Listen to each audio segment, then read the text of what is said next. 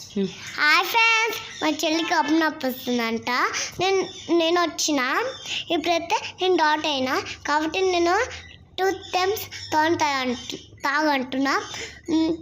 అప్పుడు హ్యాపీగా ఉంటుంది అని చెప్తున్నా. తర్వాత ఏమో తానికేస్తున్నా. అప్పుడేమో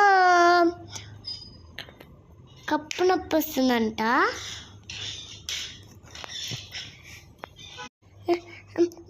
మా చెల్లికి టానిక్ వేస్తున్నా,